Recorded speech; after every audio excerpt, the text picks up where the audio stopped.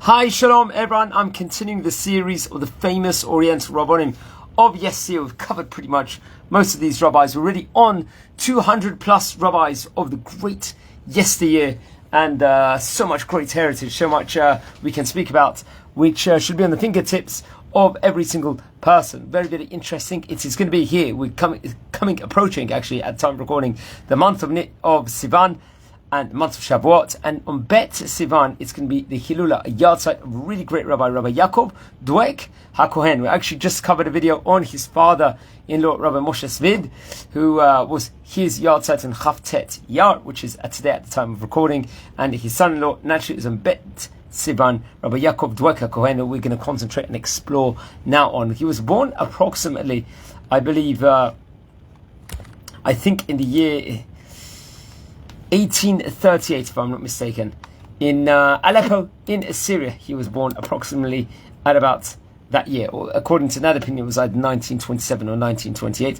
But be that as it may, he passed away on May the 31st in the English year 1919. So we're talking about 105 years ago since his passing. So there was differing opinions with regards to his birth date, from what I can find. But it looks like he passed away then, and naturally on Bet Sivan that would be. And he was really, really great rabbi, one of the great rabbis actually from Rabbi. He would become later on a head rabbi in Chambakshi, as they call it, and of Bet Din, a head of the Jewish court over there, of Chalab, of Aleppo, Syria, respectively. Remember, there was a huge Torah, huge Jewish community in Chalab, in Syria, back in the day. So as we said, he was born, I believe, in the year Tuf Kuf Pei Chet, to be precise.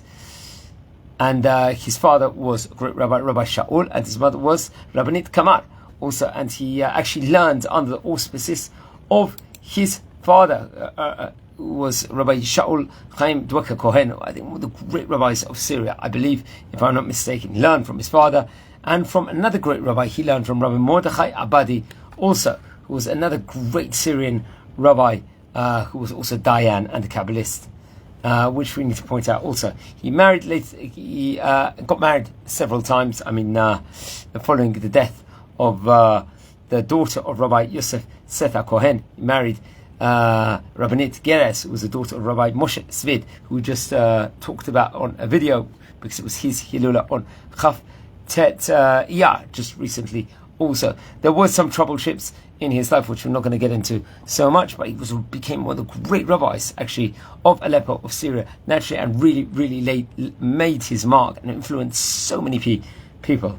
He made a living at the beginning as a private Gemara teacher for children of some of the wealthy families over there, but he was actually very, very fierce and illiterate, fierce in a good way, and illiterate with regards to the teaching of the Torah, which is very, very important to relate over.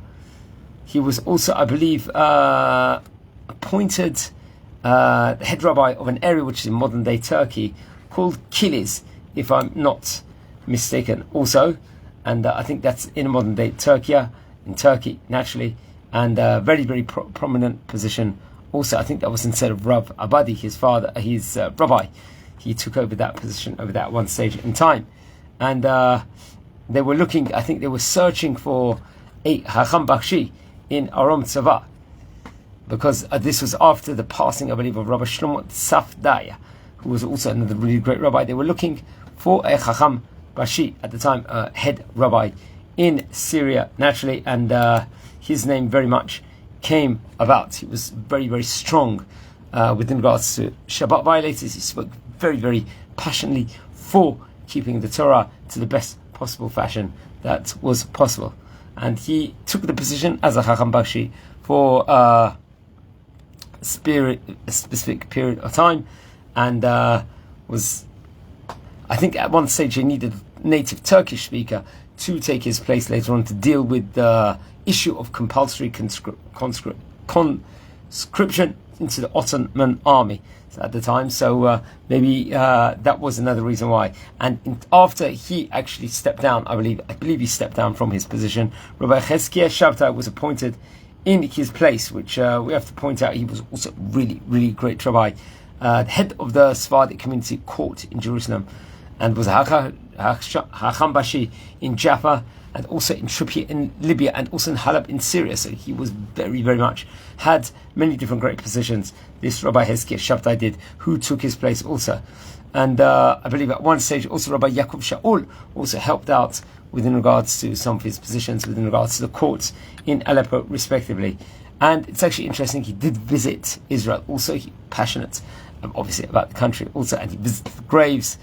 And he met with at the time, great rabbanim in Israel, including Rabbi Avraham Ashkenazi, who we've actually covered a video on in the past. Rabbi Avraham Ashkenazi was, I believe, the chief rabbi of the Jews of Palestine during the Ottoman Empire, which is very, very interesting. Also, and he passed away on the 2nd of Sivan in the year 1919, so we're talking about 105 years ago, and was buried in Aleppo.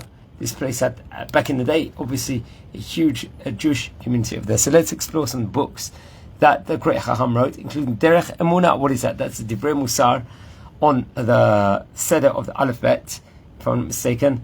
And that was a really, really great book. Also there's Sherit Yaakov, which was Drashot on, what was that on? That was on the 4 Shabbatot of the Shana, also respectively, which we have to speak about also, which is interesting. So 4 Shabbats of the year. And there was a Mishkanot Yaakov, which is an appendix of the Sha'arit Yaakov, also summaries. It was mainly sermons in memory of his Rabbi Mordechai Abadi.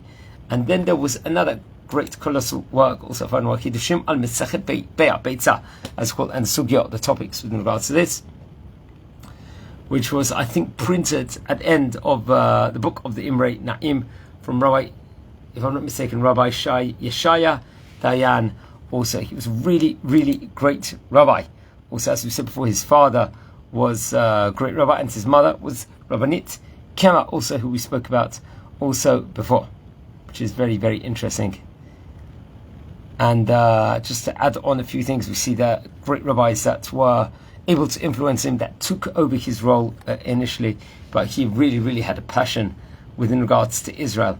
And the great books that he read, the great Torah he did, was absolutely incredible. And the great amount of sermons he did. There's a website I'm looking at the moment, which talks about that the words of the rabbi regarding the love of Israel taught, let's say, to prove to a person as if he were wise, son of the elders and of the holy Ezrah, also respectively, which has to be pointed out also. But he was really, really great rabbi.